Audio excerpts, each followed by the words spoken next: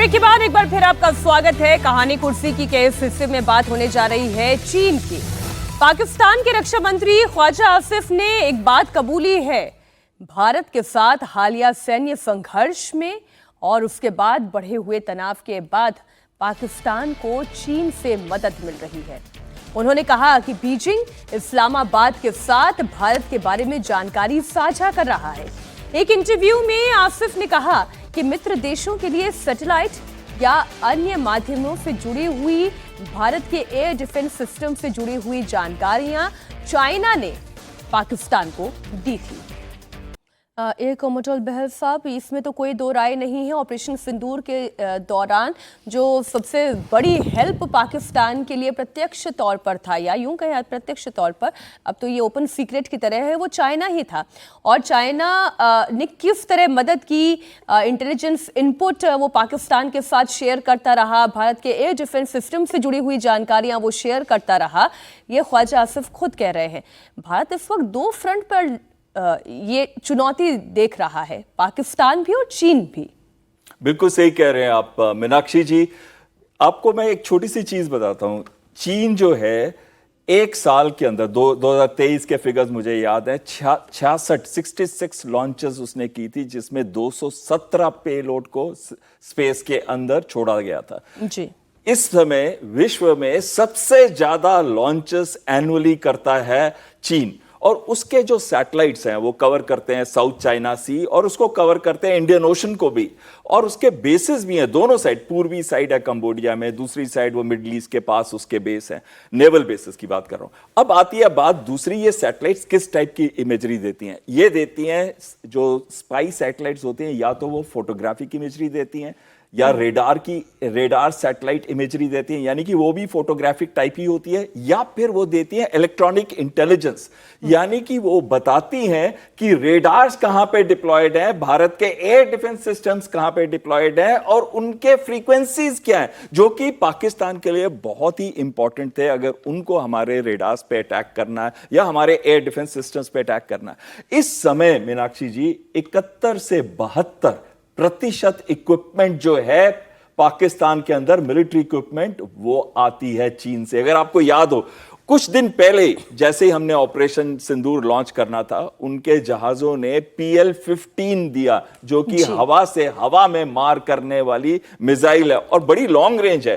कहते हैं कि उन्होंने अपना वाला वर्जन दिया, एक्सपोर्ट वर्जन तो सिर्फ 145 किलोमीटर रेंज का है, जो उन्होंने अपना वर्जन दिया वो 200 से 300 किलोमीटर रेंज का है, और वो फिट किया उन्होंने J-10 और JF-17। अब देखिए JF-17 150 के करीब है, जो कि चीनी जहाज है। एक सवाल और ऐड कर सकती हूँ सर, इसके जरिए क्या चाइना ये भी देख रहा था कि अगर कल को ऐसी परिस्थिति बनती है जहां पर भारत और चाइना के बीच में डायरेक्ट कॉम्बैट होता है, तो भारत की शक्ति कितनी है वो पाकिस्तान के साथ हो रहे इस जंग के दौरान वो एसेस कर सके और अपनी तैयारी कर सके। बहुत ही अच्छा बताया आपने मीनाक्षी जी कि उन्होंने जो वेपन सिस्टम्स, एक चीज मैं आपको बताना चाहता हूं, पाकिस्तान मोहरा है चीन का, पाकिस्तान दोस्त नहीं है। जैसे कि सब बात करते हैं, बिडेन ने एक्सप्लॉइट किया यूक्रेन को और ये कहा कि we'll fight till the last Ukrainian, यही कहीं ना कहीं चीन के मन में भी है कि पाकिस्तान का इस्तेमाल करो भारत के against, and they will fight the war with the last Pakistani in Pakistan,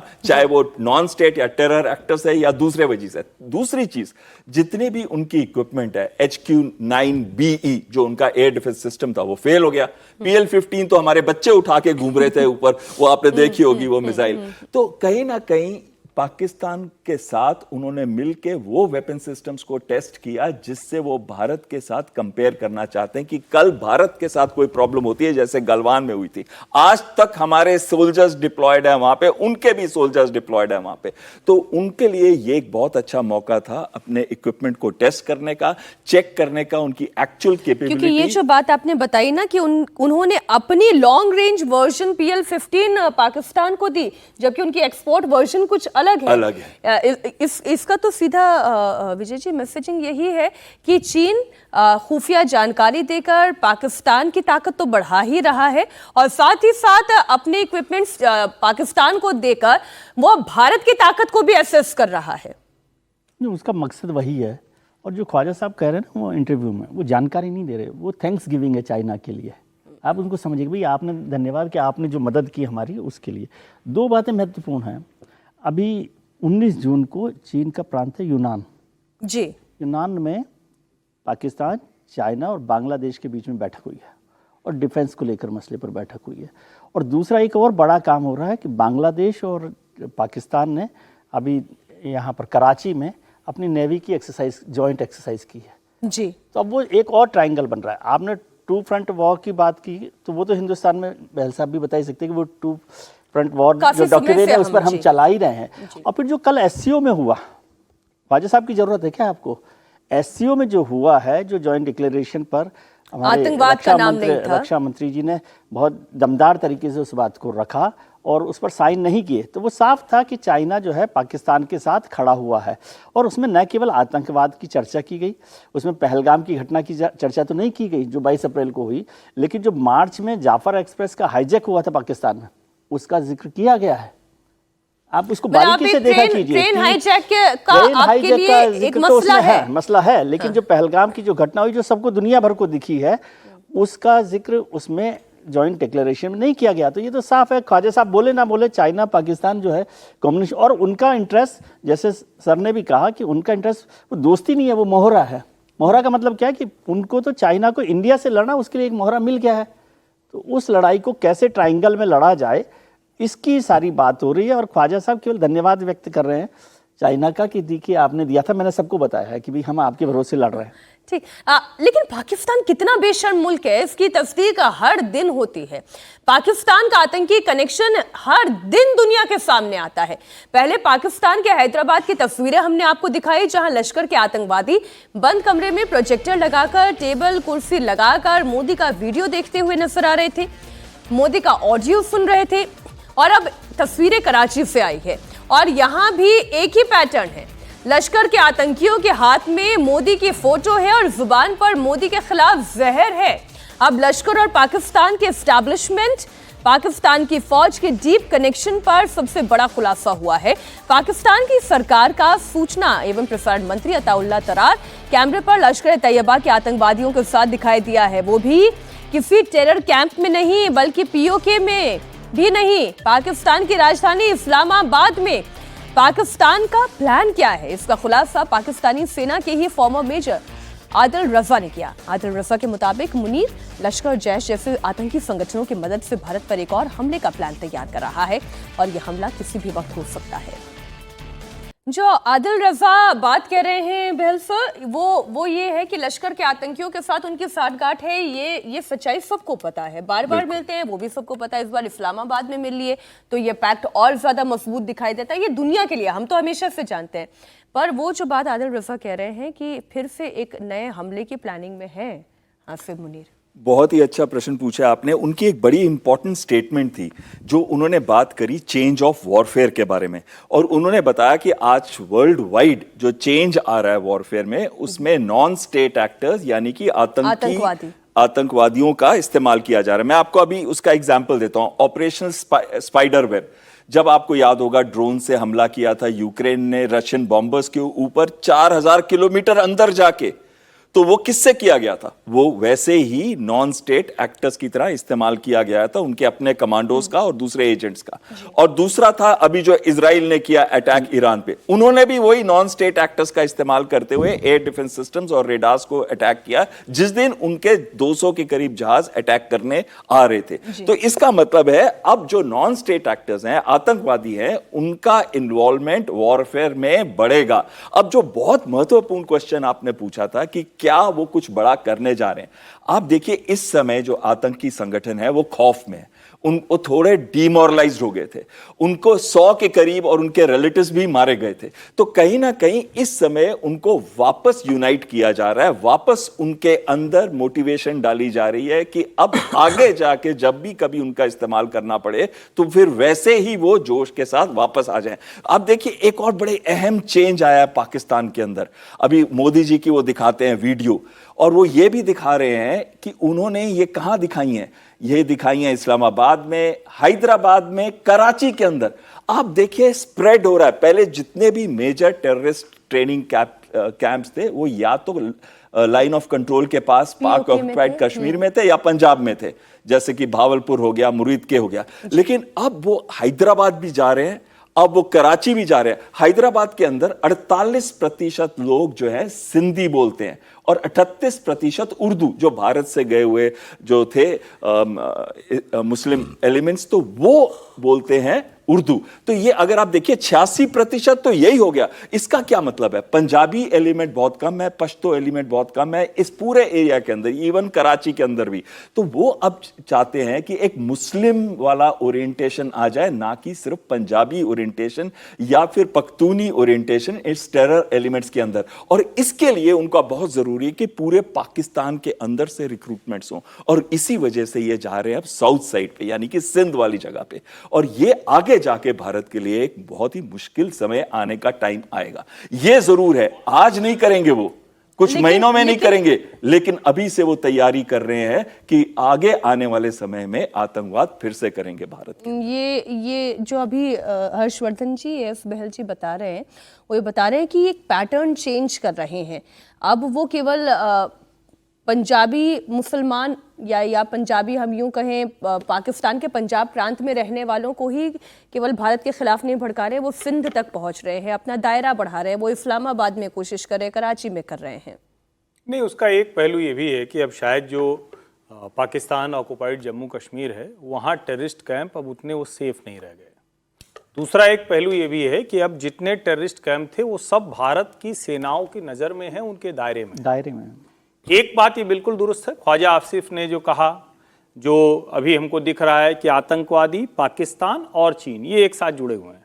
अब ये कोई कहने की बात नहीं है, ये ओपन सीक्रेट ही है कि सब कुछ पाकिस्तान के साथ चाइना शेयर करता है। लेकिन अब इसका दूसरा पहलू हमें देखना चाहिए। हमें भारत के लिहाज से बात करते हुए वो ज़्यादा मजबूती से देखनी चाहिए कि हमारे पास अपने सारे एयर डिफेंस सिस्टम हो, हमारे पास अपनी मिसाइल्स हो, हमारे पास अपना ड्रोन हो, हमारे पास जो कुछ भी उनसे लड़ने के लिए जो आर्म्स एंड एमुनिशन है, वो हमारे पास उस क्वालिटी का है जो पाकिस्तान, चाइना और अमेरिका, इन तीनों का मिलकर, और उसके साथ तुर्की का भी मिल जाता है, तो भी हमें बहुत डैमेज नहीं कर पाता है। नंबर एक। नंबर दो, ये वो चाइना से सैटेलाइट से सब कुछ लेते हैं। जब प्रधानमंत्री नरेंद्र मोदी ने सैटेलाइट मिशन की शुरुआत की थी, तो कई लोगों ने कहा कि अरे ये क्या है, आप प्राइवेट को भी उसमें शामिल कर रहे हो, आप कहां फेंक रहे हो, इतने करोड़ों रुपए लग जाते हैं, एक मिसाइल फेंक ही दिया, एक सैटेलाइट आपका लग ही गया, तो इससे क्या होना है।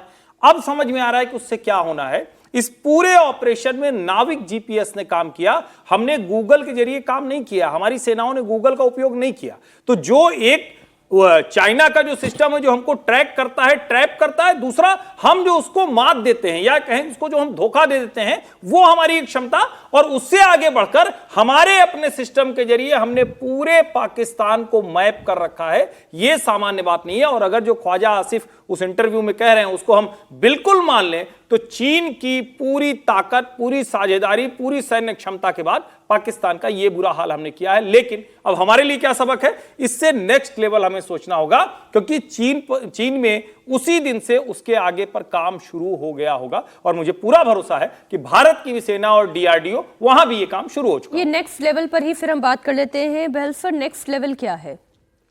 देखिए, इंडिजिनाइजेशन की बात इन्होंने की है, जो बहुत ही अच्छी बात है। हम बड़े सारे सिस्टम्स, आपने उस समय देखा था, आकाश तीर हमने डेवलप किया, ब्रह्मोस। मैं कहता हूं सभी कुछ छोड़ दो, सिर्फ एक वर्ड आप याद रखो तो ब्रह्मोस, चाहे वो एयर लॉन्च थी सुखोई 30 से। और वो बेसिकली एयर लॉन्च होने का क्या फायदा है कि आप उसको फ्लेक्सिबली कहीं पे भी पाकिस्तान के अंदर किसी भी जगह पे, यानी कि हम समुद्र से भी जाते हुए इस्तेमाल कर सकते हैं। Su-30 MKI को वहां से भेज के हम वहां से अटैक करा सकते हैं। तो इतनी फ्लेक्सिबिलिटी हो जाती है जब एयर लॉन्च करते हैं ब्रह्मोस की। अब और ब्रह्मोस ने एक चीज तो दिखा दी कि पाकिस्तान के पास कोई भी एयर डिफेंस सिस्टम ऐसा नहीं है जो ब्रह्मोस को काउंटर कर सके। और खासकर यही चीज नहीं है, हमने खाली आकाश तीर नहीं, हमारे जो इलेक्ट्रॉनिक वॉरफेयर सिस्टम थे जो कि भारत के अंदर बनते हैं, चाहे वो धर शक्ति है या फिर संयुक्ता है, वो उन्होंने ना केवल कम्युनिकेशन जैमिंग करी, ना केवल जीपीएस जैमिंग करी, उन्होंने यहां तक किया कि पूरा डिजिटल और इलेक्ट्रॉनिक मैप तक तैयार कर लिया था पाकिस्तान के रेडार्स का, इलेक्ट्रॉनिक सिस्टम्स का। और उसी वजह से जब हमने अपने अटैक्स किए तो कई उनके सिस्टम्स को ऑलरेडी पहले से ही जैम कर दिया गया था। लेकिन यहां पे जो बात आती है, कई चीजें हैं हम अपने देश में बना सकते हैं। पर कुछ चीजें हैं हमारे देश में बनने के लिए बहुत समय लगेगा। अब जैसे हम बात कर रहे हैं एमका की, क्योंकि अब पाकिस्तान ले रहा है दो स्क्वाड, मैं अभी बताता हूं, 2 स्क्वाड ले रहा है J-35 के, जो कि 40 जहाज है, और पहला स्क्वाड तो अभी अगस्त में आ ही जाएगा। और भारत का जो एमका है, एडवांस मीडियम कॉम्बैट एयरक्राफ्ट, जो कि 5th जनरेशन के लिए है, जिसका 15,000 करोड़ रुपए मार्च 2024 में दिए गए थे, उसका पहला प्रोटोटाइप 2 साल के बाद फ्लाई करेगा और प्रोडक्शन में आएगा वो 2035 के अंदर। यानी कि वो हम जब तक पहला अपना स्क्वाड बनाएंगे 5th जनरेशन का, तब तक बहुत देरी हो चुकी होगी। और इसी वजह से इसी वजह से इस समय शायद गवर्नमेंट भी सीरियसली ले रही है इसको, और Su-57 की बातें चल रही हैं।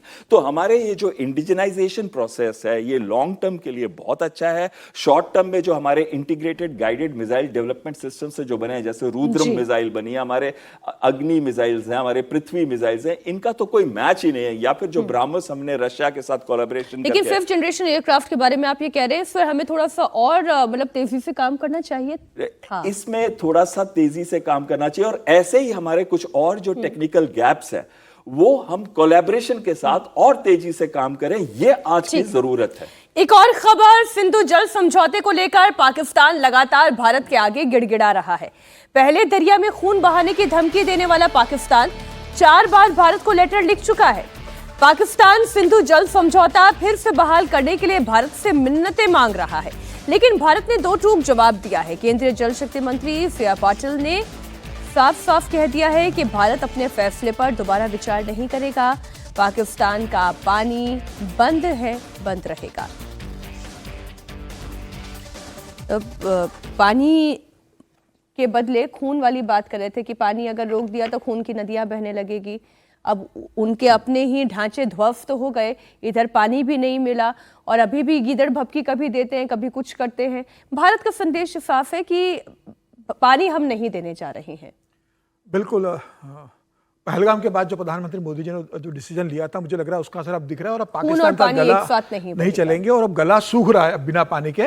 और सिर्फ ये पाकिस्तान नहीं है, खबर ये भी है कि अभी जो बांग्लादेश के साथ गंगा जल समझौता जो देगौड़ा सरकार के समय 1996 में हुआ था, 2026 में वो समझौता की डेडलाइन खत्म हो रही है, और भारत सरकार ने सोचा है कि अब उसको अपने तरीके से करेंगे। क्योंकि जिस तरीके से बांग्लादेश की सरकार वहाँ हिंदुओं पे अत्याचार हुआ, और जिस तरीके से भारत विरोधी सरकार वहाँ बनी हुई है, तो भारत सरकार ये भी तय करने की कोशिश करेगी कि 2026 में जब गंगा जल समझौता बांग्लादेश से होगा, तो अपने टर्म्स पर उसको डिक्टेट करेगी। तो बांग्लादेश और पाकिस्तान ने दोनों को समझना चाहिए कि अगर आप भारत से पंगा लोगे, अगर भारत के में अशांति फैलाने की आप कोशिश करोगे, तो आपको उसका खामियाजा भुगतना पड़ेगा।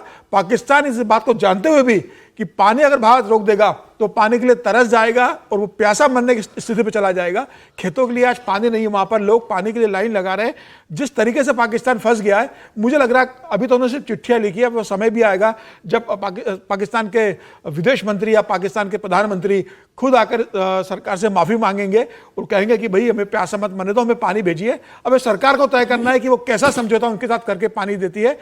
आतंकवाद जब तक चलेगा, जो प्रधानमंत्री मोदी ने कहा था कि टॉक और ट्रेड साथ में नहीं चलेगा और पानी और खून साथ में नहीं बह सकता, तो खून अगर बहाया है तो अब उन्हें पानी नहीं मिलेगा, ये लगभग तय है। ये विजय जी, इससे ज्यादा क्लियर स्टैंड तो भारत का और कभी हो नहीं सकता था। लेकिन भारत की जो इस वक्त स्थिति है, पाकिस्तान का पानी हमने रोक दिया है, बांग्लादेश के साथ जो नए समझौते की बात इस वक्त समीर जी कर रहे हैं, वो भी एक पहलू है। इधर चीन के साथ भी हमारी एक टसल जो है वो बनी हुई है। पहले पाकिस्तान की ही बात कर लेते हैं। पाकिस्तान का गला सूख रहा है, चिट्ठी पर चिट्ठी लिख रहा है कि पानी दे दो। क्या दे दे पानी? नहीं, ये तो होगा नहीं ना, या पानी पिला ही दे। ऐसा पानी पिला दिया है एक्चुअली, बिना पानी रोककर पानी पिला दिया है। और वो बड़ा समझौता, आपको याद हो कि जब ये फैसला हुआ था इंडस ट्रीटी को सस्पेंड करने का, तो बहुत सारे मित्रों ने हमारे कहा था कि यार ये कब तो होगा और कैसे पानी रोकेंगे, और कोई नल नहीं है, ये वो है। और ये बहुत सारी चर्चा हुई थी। वो आज उसका असर सबसे ज्यादा दिखाई दे रहा है। होगी, हम पानी रोक नहीं सकते, तो पानी हमारे लिए मुश्किल हो जाएगी। हाँ, असर उसी से दिखाई दे रहा है। और जो बात साफ साफ की गई कि खून और पानी साथ नहीं बहेगा, तो पाकिस्तान को देखना कि पानी चाहिए तो खून बहाना बंद करे। और बांग्लादेश का जिक्र भी मैंने किया ही आपको कि बांग्लादेश पाकिस्तान मिलकर जो एक्सरसाइज कर रहे हैं, मिलिट्री एक्सरसाइज भी कर रहे हैं, नेवल एक्सरसाइज कर रहे हैं, अमन 2025 वहाँ पर कराची में किया है। तो इसलिए ज़रूर है कि, और जो भारत के साथ बांग्लादेश सरकार जिस तरह से बिहेव कर रही है अभी, और ख़ासतौर से हिंदुओं के साथ वहाँ पर हो रहा है। तो 2026 में ये मसला रिवाइज करने के लिए ज़रूर हो सकता है कि वहाँ पर कैसे उस पर काम किया जाए, और एक बड़ा दबाव जो है पाकिस्तान पे दिखाई दे रहा है। दूसरी बात मैं कह रहा हूँ, जो अभी हमने चर्चा की कि जो कैंप्स बन रहे हैं टेररिस्ट को वो दिखा रहे हैं, तो उसको आप देख लीजिए ना कि ये सब तैयारी है। अभी बहल साहब ने जिस बात का जिक्र किया कि हमारे जो इंडिजिनियस जो भी हथियार हैं, ब्रह्मोस है, मिसाइल्स हैं, वो सब काम कर रही हैं, लेकिन मैं समझता हूँ कि युद्ध में युद्ध जीतना सबसे महत्वपूर्ण है ना।